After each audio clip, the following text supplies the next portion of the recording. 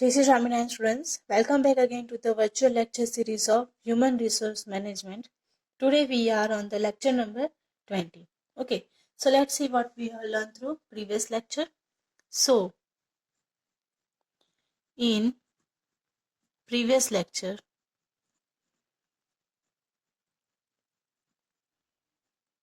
we have studied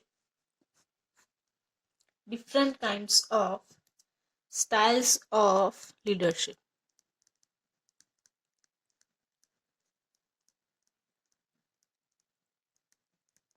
Right, કે કઈ કઈ ટાઈપના લીડરશિપના સ્ટાઇલ્સ હોય છે, લાઈક ઓટોક્રેટિવ, ઓકે, એ સિવાય ડેમોક્રેટિક, ઓકે, અને લીઝ ફેર લીડરશિપ. ઓકે, હવે આપણે જોઈએ situational approach to the leadership. The next topic in today's lecture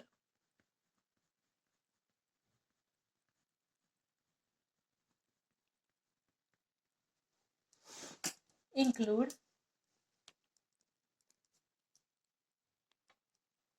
situational approach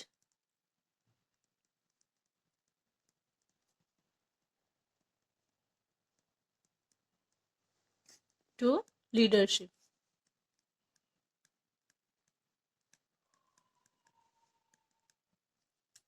બરાબર, કઈ કઈ સિચ્યુએશનલ અપ્રોચ આપણે લીડરશિપ માટે આપી શકીએ છીએ. ઓકે, સો પહેલા અપ્રોચેસ ની વાત કરીએ આપણે. The first one is trait theory. Okay, હવે ટ્રેટ થિયરી શું છે? એટલે કે leaders are born not made.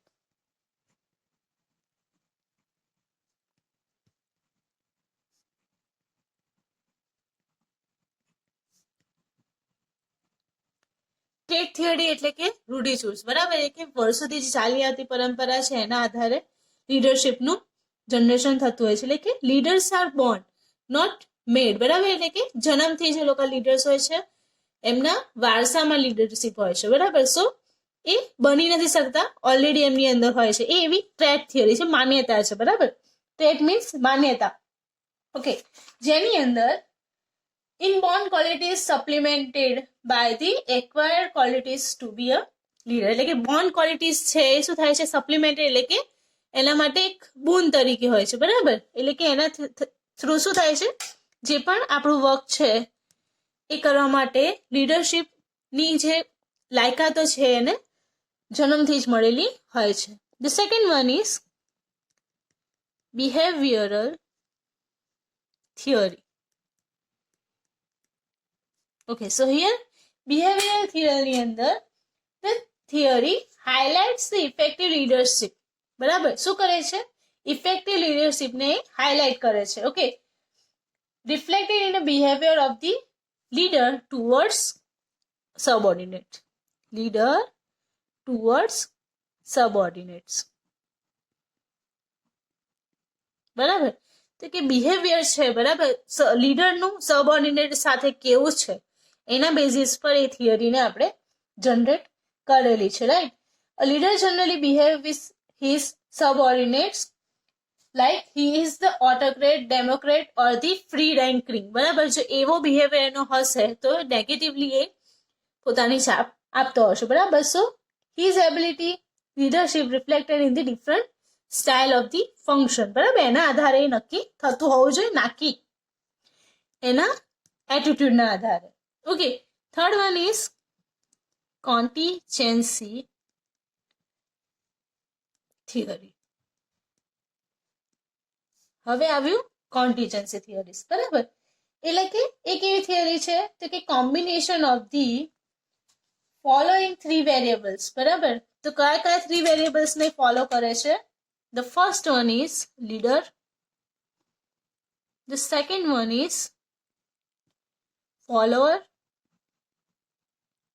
And the third one is prevailing situation.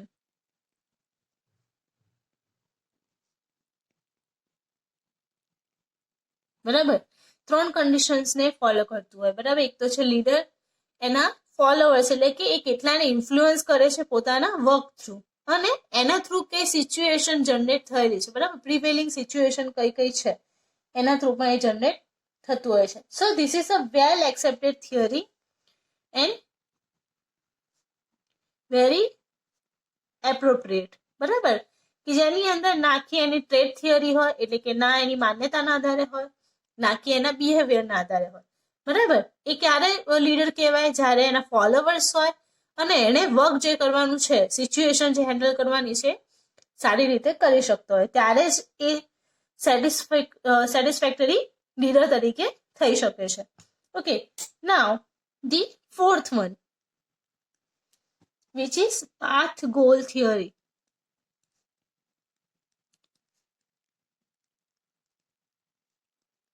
Okay, so path goal theory શું છે? તો basically a combination of the two theories. First one, behavioral theory,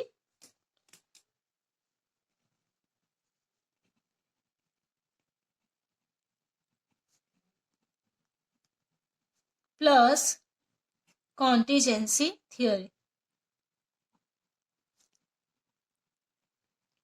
okay, so એના જે path અને goal fixing છે, બરાબર, સો એના through, એટલે કે લીડર શું સબઓર્ડિનેટ એનો શું બિહેવિયર છે એ એનો પાથ નક્કી કરે છે, અને ફોલોવર્સ અને પ્રિવેલિંગ સિચ્યુએશન કેવી રીતે હેન્ડલ કરે છે એનો ગોલ નક્કી કરે છે, બરાબર. એટલે કે પાથ ગોલ થિયરી એ બે વસ્તુઓનું કોમ્બિનેશન છે, એટલે કે બિહેવિયરલ થિયરી અને કન્ટેજન્સી થિયરી. ઓકે, નાઉ situational approach two leadership. Okay, જેની અંદર ફિલ્ડર્સ કન્ટીજન્સી થિયરી આવે છે અને હર્સિસ બેન્ચાર્ટ સિચ્યુએશન થિયરી એનો પણ સમાવેશ થતો હોય છે.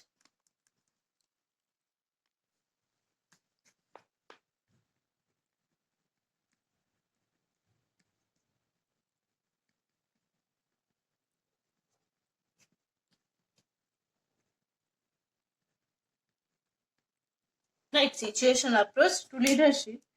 Okay, so prominent researchers explain the approach, બરાબર. આ જે એપ્રોચ છે એને બે થિયરી થ્રુ કરી શકીએ છીએ આપણે. The first one is Fiedler's contingency theory, and the second one is Hersey and Blanchard theory, બરાબર. એટલે કે સિચ્યુએશન થિયરી છે અને છે કોન્ટેજન્સી થિયરી, જેની અંદર એન્ટોક્રેટિક, ડેમોક્રેટિક અને લેઝી ફેર મેથડ આપતી હોય છે, એટલે કે ફેવરેબલ સિચ્યુએશન હોઈ શકે કાં તો અનફેવરેબલ સિચ્યુએશન હોઈ શકે. ઓકે, સો આગળ આપણે જોઈએ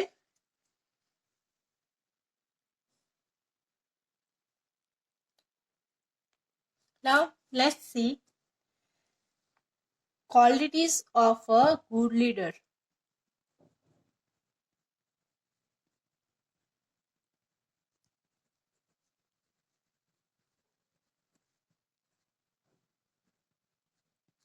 Okay, so કોઈ પણ ગુડ લીડર છે, સો એની અંદર કઈ કઈ ક્વોલિટીઝ રિક્વાયર્ડ છે, બરાબર. સો એની અંદર first of all required is mission.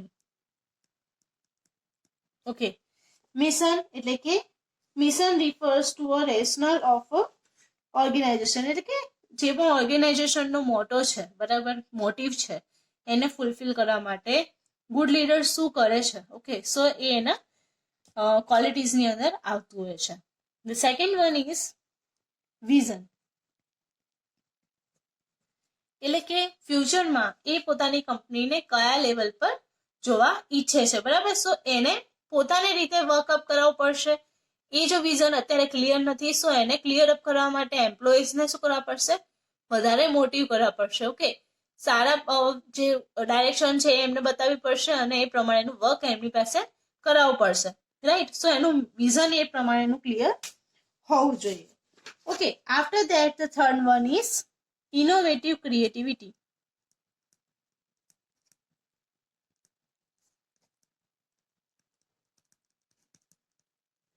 Okay, so innovative creativity એટલે કે શું?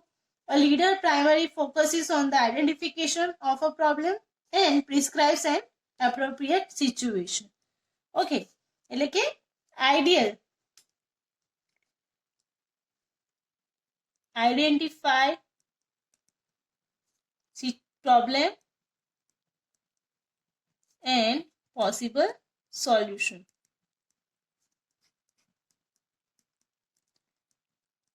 એટલે કે સિચ્યુએશન કેવી છે બરાબર, અને એને પ્રોબ્લેમને કેવી રીતે આપણે હેન્ડલ કરી શકીશું, એનું સોલ્યુશન કેવી રીતે લાવીશું, એ એની ઇનોવેટિવ ક્રિએટિવિટી બતાવે છે. The fourth one is initiative. Okay, so a good leader must be a initiative person. બરાબર, સો એ ઇનિશિયેટિવ કરશે તો જ એના ફોલોવર્સ એટલે કે એના એમ્પ્લોઈઝ એનું માર્ગદર્શન પ્રમાણે ચાલશે. બરાબર, સો એ ઇનિશિયેટિવ હોવો જોઈએ.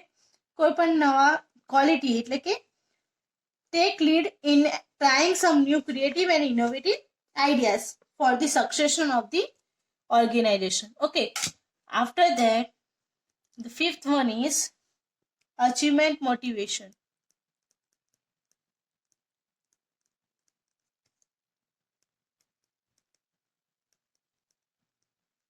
Okay, so to achieve something in a spontaneous inner urge found in every person. બરાબર, તો such achievement motivation is important quality. બરાબર, તો કે એચીવ કરવા માટે એ પ્રોપરલી મોટિવેટેડ હોવો જોઈએ અને બીજાને મોટિવેટ કરતો રહેવો જોઈએ. Sixth one is analytical faculty. Okay, as a mentor A work કરવો જોઈએ એના એમ્પ્લોઈઝ માટે. એટલે કે એમ્પ્લોઈઝ શું થાય, વધારે ને વધારે એના વર્કથી સેટિસ્ફાય થાય અને નવું કઈ વર્ક છે બરાબર, સો એના માટે એમને પ્રેરણા મળે કે નવું ગાઈડન્સ મળે, એવા પ્રમાણેનું એનું એનાલિટિકલ ફેકલ્ટી રિલેટેડનું એનું બિહેવિયર હોવું જોઈએ. એટલે કે રૂટીન થિંકર ના હોવો જોઈએ. He is an analytical person. બરાબર, જે પણ સિચ્યુએશન છે એને એનાલિટિકલ એનાલિસિસ કરતા એને આવડવું જોઈએ. Okay, the next one is perseverance. Perseverance એટલે કે quality refers to the reasonable tolerance towards unfavorable events. બરાબર, એની એવી ક્વોલિટી હોવી જોઈએ કે કોઈ પણ સિચ્યુએશન આવે છે બરાબર ઓર્ગેનાઇઝેશનની અંદર, સો ઇઝીલી કેવો હોવો જોઈએ, અન્ડરસ્ટેન્ડેબલ હોવો જોઈએ અને ઇનફેવરેબલ સિચ્યુએશનને ઇઝીલી હેન્ડલ કરી શકે એવી રીતનું હોવું જોઈએ. Okay, the eighth one is optimistic. Okay, optimistic એટલે કે લાર્જ વ્યૂ માટે. બરાબર, સો એનું વ્યૂ છે કેવો હોવો જોઈએ, નેરો ના હોવો જોઈએ, લાર્જ વ્યૂ હોવો જોઈએ. સેલ્ફ કોન્ફિડન્સ અને ફેવરેબલ એપ્રોચ શું કરે છે, એન્હાન્સ કરતું હોય છે. Okay, the ninth one is positive self concept. બરાબર, so positive self concept that means success મેળવવા માટે કેવું હોવું જોઈએ, positive attitude towards every situation એનો કોન્સેપ્ટ હોવો જોઈએ. બરાબર, after that the 10th one is managerial competence. બરાબર, મેનેજમેન્ટ જે કરવાનું છે એને પ્રોપરલી આવડવું જોઈએ. એટલે કે વેરિયસ ટાઈપ્સ ઓફ રિસોર્સિસને કેવી રીતે યુટિલાઇઝ કરવા, એક્ટિવિટીઝને કેવી રીતે ઇન્વોલ્વ કરવી, એવી બધા એના મેનેજરિયલ કોમ્પિટન્સીસ એના હોવા જોઈએ. After that dynamism. Okay, dynamism એટલે કે એકદમ એન્થુસિયાસ્ટિક, કોઈ પણ વર્ક કરવા માટે એને ના આવી જોઈએ, કાં તો એ જે વર્ક કરી રહ્યો છે એમાં ક્યારે એને આળસ ના આવવી જોઈએ. Okay, we should adopt flexibility, which is the most important work for the dynamism. Flexibility of work. Okay, now the 12th one is mature decision maker.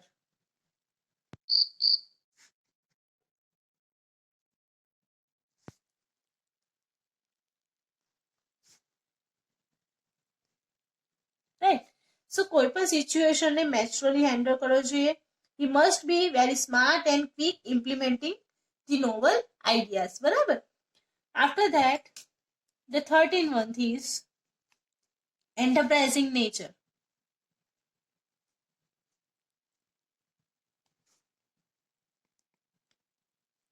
એન્ટરપ્રાઇઝિંગ nature that means પોતાની પ્રોડક્ટ છે બરાબર, પોતાની કંપની છે એના selling price કેવી રીતે increase કરવા, okay, એને કેવી રીતે રિપ્રેઝેન્ટ કરવું બીજી કંપનીની સામે ઓર એની એક્ઝિક્યુટિવની સામે. So leader must be representative towards other persons, બરાબર. એટલે કે કોઈ પણ એવી માઇન્ડ ગેમ થિયરીઝ થતી હોય, એટલે કે લૂઝ એન્ડ વિન થિયરીઝ હોય, બરાબર. સો એ ઓલવેઝ લૂઝ નહીં પણ વિન વિન થિયરીઝને ફોલો કરતો હોવો જોઈએ. Emotional stability.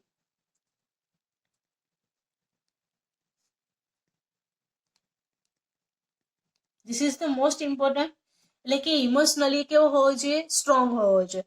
સો એના કારણે કોઈ પણ સિચ્યુએશન હશે, બરાબર, સો એ પોતાના સોશિયલ લાઈફ અને ઇન્સ્ટિટ્યુશનલ એટલે કે ઓર્ગેનાઇઝેશન લાઈફને, ઓકે, એ શું કરી શકે છે? સેપરેટ કરી શકે છે. અધરવાઇઝ જો એ સોશિયલ લાઈફને અને એની કોર્પોરેટ લાઈફને મિક્સઅપ કરશે, સો ત્યાં આગળ શું થાય છે? કોન્ફ્લિક્ટ જનરેટ થાય છે.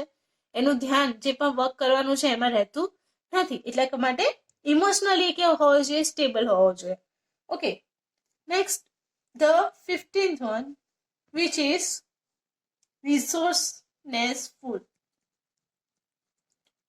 resourcefulness, બરાબર. resourcefulness એટલે in the sense situation where a person constrained by a lack of timely availability of resources, બરાબર. જે timely available resources છે, ઓકે, એટલે એ સમટાઈમ્સ એના ટાઈમ પર મળતા નથી, બરાબર. સો એની પાસે એક્સ્ટ્રા રિસોર્સ હોવો જોઈએ જેના થ્રુ એ વર્કને કન્ટિન્યુ કરાવી શકે. Otherwise it may be a fail, બરાબર.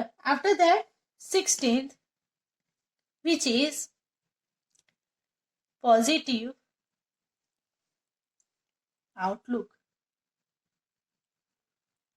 Always he must be strong outside in and inside out, બરાબર. સો એ સ્ટ્રોંગનેસ હશે, એનામાં પોઝિટિવ એન્વાયરમેન્ટ હશે, પોઝિટિવલી થિંકઅપ કરતો હશે, સો એનું આઉટલુક પણ પોઝિટિવ દેખાતું હોવું જોઈએ, બરાબર. સો એના કારણે એના થ્રુ સેડનેસ સ્પ્રેડ ના થાય, હેપીનેસ સ્પ્રેડ થતી હોય, બરાબર. અને વર્કિંગ એન્વાયરમેન્ટ એકદમ ઇઝીલી બની રહે એવું થતું હોવું જોઈએ.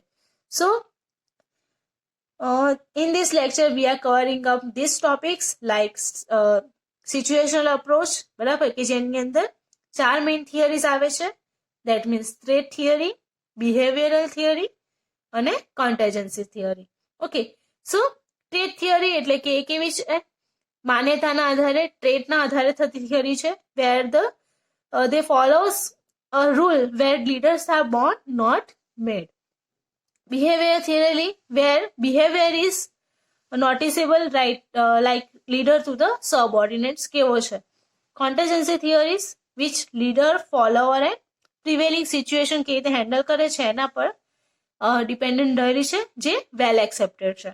ઓકે, પાથ ગોલ થિયરી એટલે કે behavioural theory plus contingency theory, okay, બંનેનું કોમ્બિનેશન છે.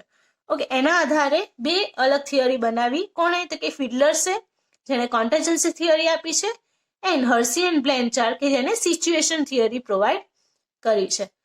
After that quality of a good leader, એટલે ડિફરન્ટ 16 ક્વોલિટીઝ એની અંદર ઇન્વોલ્વ થતી હોવી જોઈએ. Like mission vision which is the most important, and the positive attitude, બરાબર. ઇનિશિયેટિવ હોવો જોઈએ, અચીવમેન્ટ મોટિવેશન હોવું જોઈએ, એનાલિટિકલ ફેકલ્ટી હોવો જોઈએ, બરાબર. સો આ બધા એના કેરેક્ટરિસ્ટિક્સ એની અંદર હોવા જોઈએ. સો જ અને તો જ એ શું થાય છે? એઝ અ ગુડ લીડર ઉભરી આવે છે. અધરવાઇઝ એનું જે વર્ક છે એ પ્રોપરલી દેખાતું નથી. ઓકે, સો આજના લેક્ચરમાં આપણે અહીંયા કમ્પ્લીટ કરીએ છીએ. નેક્સ્ટ લેક્ચરમાં આપણે કન્સિડર કરીશું power, influence and the compliance topic, બરાબર. એટલે કે પાવર જે છે અને